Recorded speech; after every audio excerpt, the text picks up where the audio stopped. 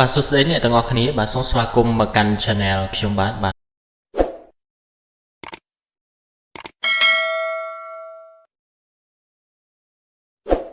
ខ្ញុំមកបង្ហាញអំពីរបៀបបាទធ្វើវិកាយប័ត្របាទដោយខ្លួនឯងបាទងាយសម្រាប់បងប្អូនទាំងអស់គ្នាបាទអញ្ចឹងតើបងប្អូនបាទចង់បានវិកាយប័ត្របាទមានទម្រង់បែបនេះមែនទេអញ្ចឹងកុំឲ្យខាត់ពេលយូរតោះយើងទៅអនុវត្តទាំងអស់គ្នា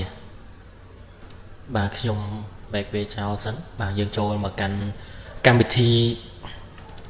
Microsoft Word បងអ្នកនរគ្នាបាទអ្នកនរគ្នាជ្រើសរើសយក Blind Document មួយមកបាទបន្តមកអ្នកនរគ្នាបាទយើងទទួលបានបាទ Blind Document មួយបាទមុននឹងយើងចូលទៅកាន់កិច្ចការរបស់យើងបាទយើងត្រូវចូលទៅកំណត់បាទកន្លែង Page Layout របស់យើងសិនបាទដើម្បីយើងបាទងាយស្រួលក្នុងការធ្វើស្លឹកកិច្ចការរបស់យើងបាទខ្ញុំចូលមកកាន់ Page Layout អ្នកនរគ្នាបាទបន្ទាប់មកទី1អ្នកទាំងអស់គ្នាបាទចូលកំណត់កន្លែង Margin នេះអ្នកនរគ្នាបាទខ្ញុំយក Narrow បាទបន្ទាប់មកយើងចូលកំណត់បាទកន្លែងស្លឹកកិច្ចការរបស់យើងបាទបញ្ឈរឬក៏ផ្ដេកបាទខ្ញុំចូលកន្លែង Orientation នេះបាទអ្នកនរគ្នាជ្រើសរើសយកពាក្យ Landscape បាទបើសិនអ្នកទាំងអស់គ្នាជ្រើសរើសយក Portrait នឹងជាกระดาษបញ្ឈរអញ្ចឹងខ្ញុំយក Landscape ជាกระดาษទម្រង់กระดาษផ្ដេកបាទបន្ទាប់ពីយើងទទួលបានកระดาษផ្ដេកបែបនេះបាទយើងចូលមកកាន់បាទសាយនេះទាំងអស់គ្នាបាទយើងជ្រើសរើសយកពាក្យ A4 បាទ A4 ដែលជាกระดาษ RAM យើងទូទៅដែលយើងប្រើប្រាស់បាទសប្តាហ៍ថ្ងៃហ្នឹងបាទហើយបន្ទាប់ពីយើងចូលកំណត់កន្លែងបាទសាយនេះយើងចូលមកកាន់កន្លែង column នេះអ្នកនរគ្នាបាទខ្ញុំចូលមកកាន់ more column បាទអ្នកនរគ្នាជ្រើសរើសយក tool នេះបាទកន្លែងពុះចែកជា2នេះអ្នកនរគ្នាបាទពេលខ្ញុំចុចកន្លែងនេះវា load កន្លែងនេះ2ហើយនេះកន្លែងនេះគឺ preview ហើយកន្លែងនេះ between line between នេះបាទគឺជាបន្ទាត់ពុះចែកអញ្ចឹងអ្នកនរគ្នាបាទអញ្ចឹងប៉ុណ្ណឹងខ្ញុំអូខេបាទខ្ញុំបានកន្លែងនេះមួយបាទកន្លែងនេះការកំណត់ហើយកន្លែងនេះជាបន្ទាត់ពុះចែកអញ្ចឹងអ្នកនរគ្នាបាទប្រឡោះនេះគឺសល់កណ្ដាលប្រឡោះកណ្ដាលខ្ញុំចូលមកកាន់ insert នេះអ្នកនរគ្នាបាទខ្ញុំជ្រើសរើសយក text box បន្ទាប់មកបាទយើងយក simple text box មកនេះបាទខ្ញុំលុបវាចេញបាទបន្ទាប់មកអ្នកនរគ្នាយើង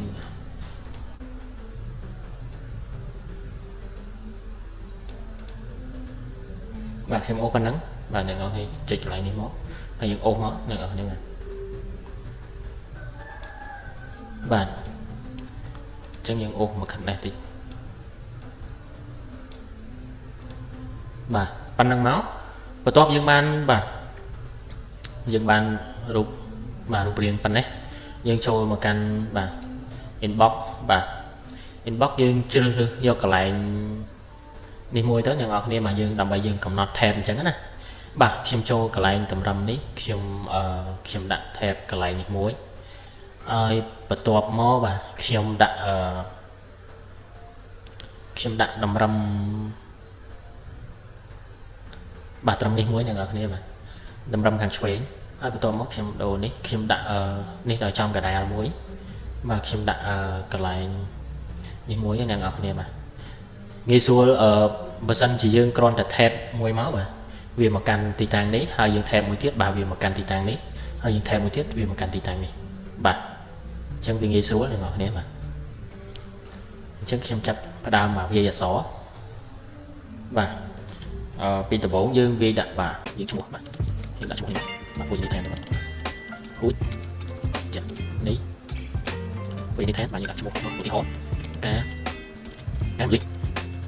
ចឹងលោកលិចបាទបន្តមកនេះអត់ឃើញធ្វើមួយបាទកន្លែងនេះយើងវាយថាបាទយើងវាយលេខទូរស័ព្ទយើងដាក់ថែមមកបាទអ្នកនរគ្នាដាក់ពីមកយើងបាទយើងជិះណាជិះអូជិះកន្លែងនេះយើងដាក់លេខទូរស័ព្ទតែម្ដងអ្នកនរគ្នា077បាទទីហោនេះបាទហើយต้องอินเทอร์មួយទៀតបាទយើងស្វែងរកយើងដាក់មួយពាន់ទៀតបាទដាក់ពាន់នេះបាទតោះយើងដាក់ហើយអ្នកនរគ្នាយើងថែមមួយទៀតបាក់កន្លែងនេះយើងដាក់នេះវាអ្នកនរគ្នា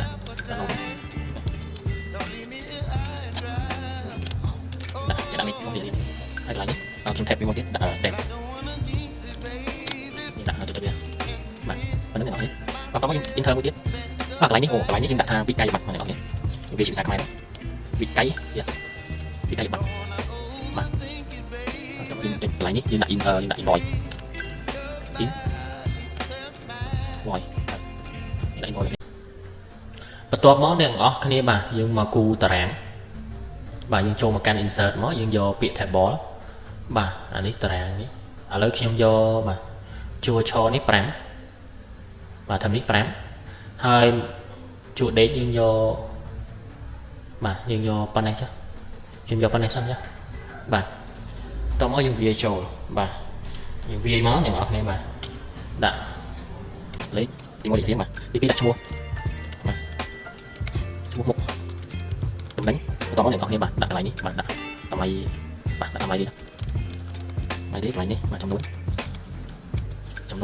mà tao món lại đi tầm mày xấu bạn có nhưng đặt lại đi đặt muối phí mấy 4 5 muối và phí nó chẳng được anh xin được các bạn dương trong ban bạn các bạn cứ còn là một căn trong tiếp này sẽ dương tiếp theo bạn xin select đi không ai OS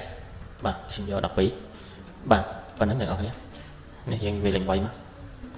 dương chặt tiền cái này tiền nhỏ này lệ riêng dương ở do spec tôi chứ vì tại sao vì up này đi mà do cái này nhé mà phần năng được rồi mà cái lạnh tầm lay riêng nhất phần năng chứ hay xem do cái lạnh tầm nối này tôi tích hay anh ấy xem do cảnh này ở về cái lạnh tầm đánh nhé về fit mà ở smart này chẳng là nhỏ này mà dương bàn phần năng hới bàn nhà ngon này mà đặt lại nhé xem thép về mà đã ở cái làm về mà chân hới xem đặt cái lạnh này lên còn buồn cho nàng ở này hay cái lại nick trong về tàu tá mà chuyện phần năng hái cái lại nick trong đã tháng ngày khai mà trong về so không máy tháng ngày mà khai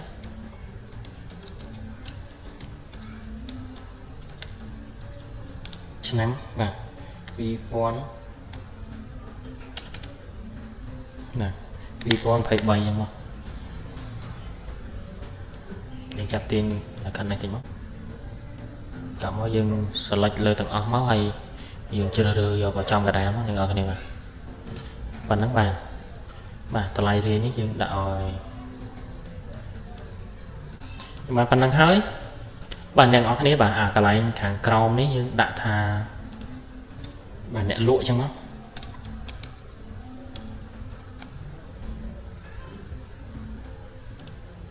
អានេះកន្លែងយើងនេះកន្លែងចុច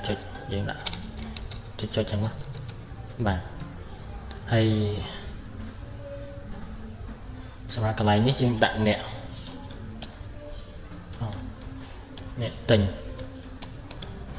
បាទអ្នកទិញកន្លែងនេះយើងដាក់ចុចចឹងហ្នឹងយកប៉ុណ្ណេះហើយដល់អ្នកនរគ្នាបាទចូលលុបកន្លែងបន្ទាត់នេះអ្នកនរគ្នាបាទឥឡូវខ្ញុំ select លើប៉ុណ្ណេះយើងមើលកន្លែងបាទនេះកន្លែង send merge cell នេះអ្នកនរគ្នាបាទប៉ុណ្ណឹងហើយជិះវាបានប៉ុណ្ណេះអ្នកនរគ្នាបាទអញ្ចឹងយើងបានប៉ុណ្ណឹងហើយបាទយើងសេរីមកសេរី font មកអ្នកនរគ្នាបាទអានេះយើង font វាបាទកន្លែងនេះខ្ញុំយក OS បាទ font 12 color វាខ្ញុំដាក់ពណ៌នេះបាទខ្ញុំ format pen វាមួយខ្ញុំអូសលើនេះបាទខ្ញុំ format pen មួយទៀតខ្ញុំអូសលើនេះបាទ format pen មួយទៀតខ្ញុំអូសលើនេះដែរអ្នកនរគ្នាបាទ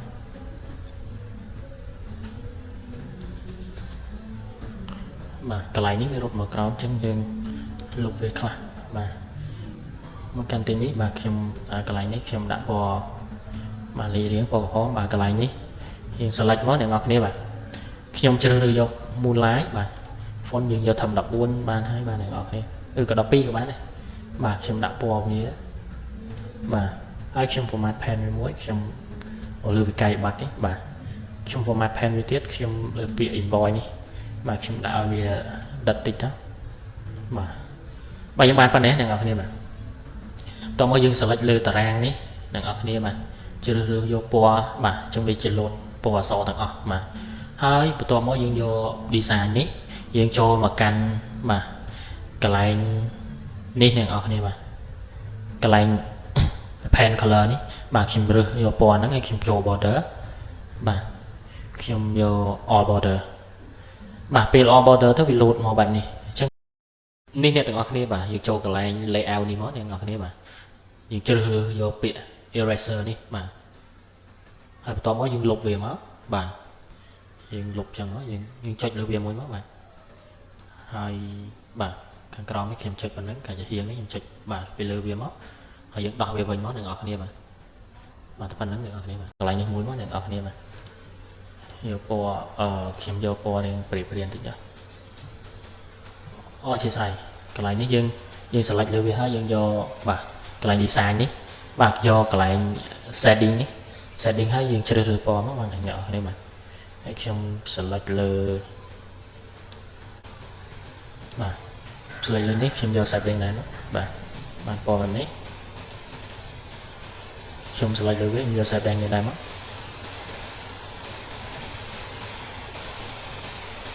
បាទយើងយកប៉ុណ្្នឹងហើយអ្នកនរគ្នាបាទអានេះយើងយកធំតិចណាអ្នកនរគ្នាបាទយើងយក font 14មកបាទវារៀងឈ្មោះយើងវារៀងនេះតិចចឹងបាទយើងបានប៉ុណ្្នឹងហើយអ្នកនរគ្នាបាទឥឡូវខ្ញុំមក print preview បាទចុចកន្លែងនេះបាទគឺបានបែបនេះអ្នកនរគ្នាបាទទំនងបែបនេះតែវាមានបន្ទាត់ជុំវិញចឹងណាអញ្ចឹងយើងទៅលុបបន្ទាត់នេះចេញបាទយើងចុចលើនឹងហើយនេះលើបន្ទាត់នេះយើងคลิกលើហ្នឹងអ្នកនរគ្នាបាទคลิกចូលមកកាន់ format មកយើងយកពាក្យ save outline នេះមកអ្នកនរគ្នាបាទយើងដាក់ no outline បាទនេះវាបាត់អស់ហើយយើង print preview មកបាទវាអត់មានទេឥឡូវខ្ញុំ copy បាទខ្ញុំ copy បាទកន្លែងនេះអ្នកទាំងអស់គ្នាបាទយើង tab ឲ្យជាប់មកបាទយើង tab ឲ្យជាប់ឲ្យវារត់មកដល់បាទខាងស្នាមណៃនេះបាទយើង tab មកវាលោតមកដល់ទីតាំងនេះបាទកន្លែងនេះអ្នកទាំងអស់គ្នាបាទកន្លែងនេះយើង control C ហើយ control V នៅលើហ្នឹងហើយយើងចាប់មកទាញដាក់ខាងនេះមកអ្នកទាំងអស់គ្នាបាទគឺទាញមកដាក់ខាងយើងចាប់ដាក់ឲ្យស្មើគ្នាតិចមកបាទប៉ុណ្ណឹងអ្នកទាំងអស់គ្នាបាទអញ្ចឹងការបង្ហាញនៅរបៀបធ្វើវិក័យប័ត្របាទរបស់ខ្ញុំបាទគឺមានតែប៉ុណ្្នឹងបាទសូមអធិស្ឋានទៅដល់បងប្អូនទាំងអស់គ្នាបាទបើសិនជាការបង្ហាញរបស់ខ្ញុំបាទមានខុសទាស់ចន្លោះខ្វះខាតត្រង់ណាសូមបងប្អូនអធិស្ឋានទាំងអស់គ្នាបាទសូមគ្រប់ជូនពរបងប្អូនទាំងអស់គ្នាបាទជួបតែសេចក្តីសុខគ្រប់ពេលគ្រប់វេលាបាទសូមអរគុណសូមគោរពលា